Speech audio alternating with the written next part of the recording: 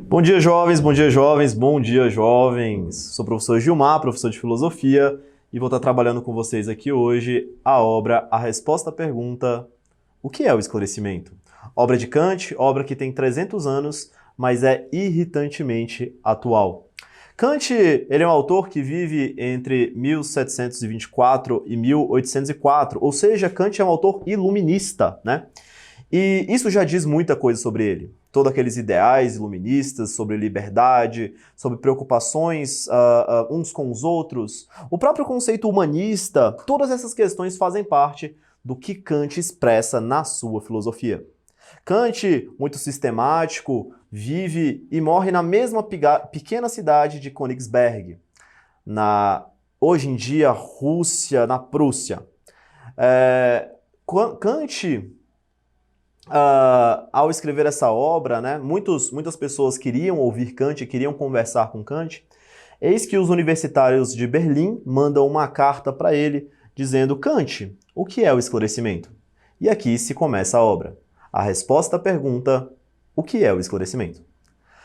E, citando Kant, ora, o esclarecimento é a saída do homem da menoridade, situação ao qual ele mesmo é culpado.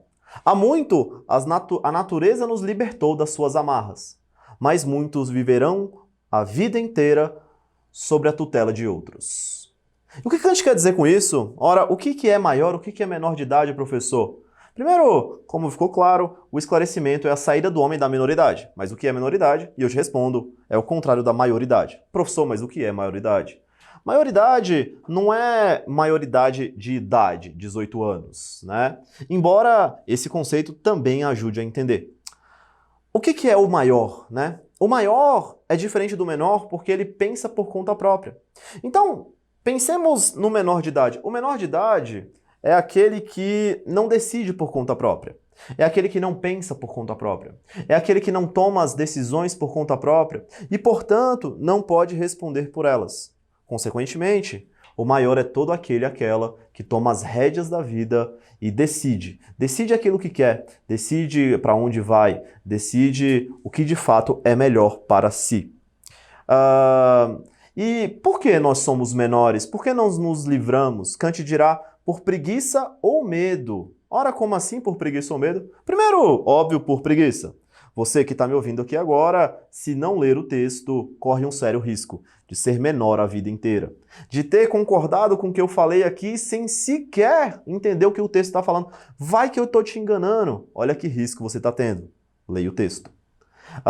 Ou você que, sei lá, ao invés de ler o livro, vê o vídeo. Ou você que paga alguém para escrever o seu trabalho. Corre um sério risco de ser menor a vida inteira, mesmo a natureza tendo te libertado. E o outro por medo. Medo? Como assim? Ora, medo porque dá medo ser maior. Dá medo você tomar as rédeas da sua própria existência. Dá medo você não ter alguém te tutelando ou te dizendo o que fazer o tempo todo. Ora, que medo dá você contrariar aqueles bem apessoados que sempre te disseram o que fazer, como fazer, quando comer e não comer. Dá medo ser maior. Então, e Kant explica, daí o fato de existirem tantos tutores por aí.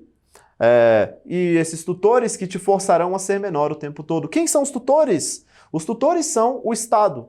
Os tutores são os pastores e padres. Os tutores são todos aqueles que já pensaram por você. Tutores que, inclusive, não querem que você pense direito. Tutores que te deixam muito claro que, caso você os contradiga, estará em sério risco. O risco é, claro, pensar por conta própria. E Kant diz, devemos abandonar os tutores, né? Porque, por mais que, e aqui cito uma parte da obra também, por mais que você caia uma vez ou duas, você vai aprender também. Ser menor pode ser que dê trabalho, mas vale a pena, né? E o mais legal, uma vez que se torna menor, não há como voltar atrás, né? Certa vez um aluno até me perguntou, ora, professor, vale a pena mesmo ler tanta coisa? Vale a pena mesmo? Não sei. Uma vez que se torna maior, você entende mais o mundo à sua volta. E ainda falando sobre a primeira parte, há muito a natureza nos libertou. Nos libertou de quê? Né? Como assim libertou? Nós éramos escravos? Kant está fazendo uma referência aos animais, né? Os animais, todos eles, são escravos, escravos dos seus instintos. Você vê que, por exemplo, um tigre, um gato, um cachorro, eles não têm liberdade de decisão. Quando tem frio, se abrigam. Quando tem fome, comem. Quando tem vontade de reprodução, vão atrás. Eu e você somos livres. E, portanto, somos livres a ponto de questionar nossos instintos e, em nome de saúde ou emagrecimento, não comer mesmo com fome. Ficar no frio para provar o próprio corpo ou ser fiel mesmo tentado contra. Somos livres. E já que somos livres para ser maiores, portanto, nos apropriar da razão em causa própria. E essa altura do campeonato você deve estar pensando, Kant é um revolucionário? Como as pessoas lidaram com Kant nessa época? Não, Kant não era um revolucionário. Na verdade, Kant acredita sim em uma mudança de pensamento lenta. Kant é, na verdade, um cara bastante conservador, né? Ele vai dizer o seguinte, que existem duas formas de você usar a razão. Existe o uso privado da razão, onde você pode questionar, pode concordar, mas deve mesmo assim obedecer às ordens. Como é o caso, por exemplo, de um soldado, como é o caso, por exemplo, de um pastor para com a comunidade. Ora, pensa comigo, como seria um soldado que questiona as ordens ali do seu comandante? Não daria certo, né? Ou um pastor que no meio da pregação ele começa a questionar aquelas verdades? Também não seria muito legal. Então, naquele momento, você deve fazer um uso privado, um uso seu da razão, né? Questionar, mas obedecer, né? E não questionar ali para todos. Mas temos o uso público da razão. O maior é obrigado a fazer uso público da razão, que é publicamente questionar, né? Que é publicamente colocar em dúvida aquilo que é errado, aquilo que aliena, aquilo que torna a vida dos outros piores. Temos a obrigação de fazer esse uso público da razão. E o mais curioso também ainda é que você, caso discorde muito de uma instituição da qual você é obrigado a fazer uso privado, como por exemplo um soldado que não pode questionar o comandante, Kant diz, então você não nasceu para ser um soldado. Note que Kant ele não é um revolucionário, né? Ele não quer que você saia discordando de tudo e tal. Inclusive, ele se mostra receoso também com os jovens, olha que curioso, né? Com você, jovem, né? Você não deve escutar um primeiro filósofo, ou mesmo eu, ou mesmo seu professor mais querido, e sair por aí porque você escutou, repetindo, ou agindo como ele mandou. Você é jovem, você leu pouco, você ainda precisa de mais coisa, viver mais coisas, para, portanto, ser maior. Até porque se você escuta o que eu falo aqui, ou o que o seu professor fala, você não é maior coisa nenhuma. Você aceitou um tutor, no caso eu, professor, te dizendo o que fazer.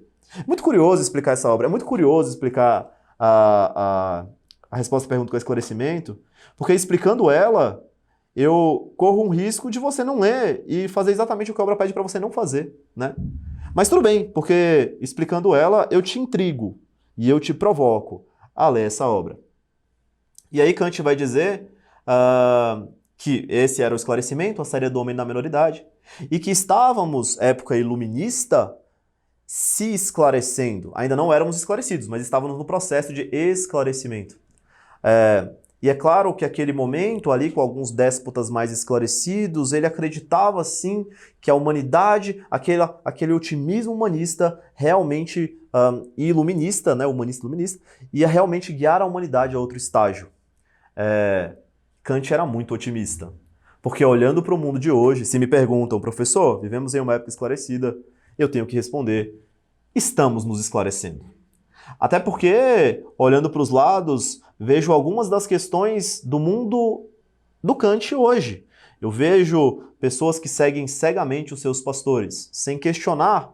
Pastores, às vezes, que nem trazem a mensagem de fato cristã. E mesmo assim, os pastores, os fiéis ali estão ali obedecendo.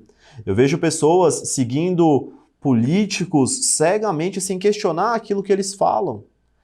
Com certeza, ainda não vivemos uma época esclarecida. Aliás, basta você olhar para a internet. Na internet tá tudo pronto, tá tudo dado. Se você quer se vestir bem, não precisa pensar em como se vestir. Existe alguém que já pensou por você. Se você quer se alimentar bem, não precisa pensar em como se alimentar. Alguém já pensou por você. Se você quer ir num lugar que você não conhece, parabéns, é só usar o Waze. Não pense sobre isso. Então, o que sobra para pensar sobre a própria vida na nossa modernidade? E eu ouso dizer que nada. Até porque pensar sobre a sua própria vida, quem você é, como faz para ser feliz. Para isso, basta consultar a autoajuda. Lá tem tudo. Agora note, o cara que escreve o livro de autoajuda, o coach, ele não sabe quem é você. Ele não te conhece. Mas mesmo assim tem uma forma para te ensinar o que é certo, para te ensinar como deve se fazer. Com certeza não vivemos uma época esclarecida. Aliás, tendo a achar que menos esclarecida ainda do que a época de Kant. E por quais motivos? Os mesmos. Por preguiça e por medo. Mas Kant ainda diz na obra: tenha coragem de se esclarecer, ouse, né? E aqui você tem uma frase bem famosa também, de muitas tatuagens que eu venho por aí, Audi sapere, né? Ouse ir atrás do conhecimento. Vale a pena ser maior. Vale a pena você ler o texto por conta própria e não acreditar no que eu estou falando. Senhores, foi um prazer estar aí com vocês. Espero ansiosamente o nosso próximo encontro e até mais.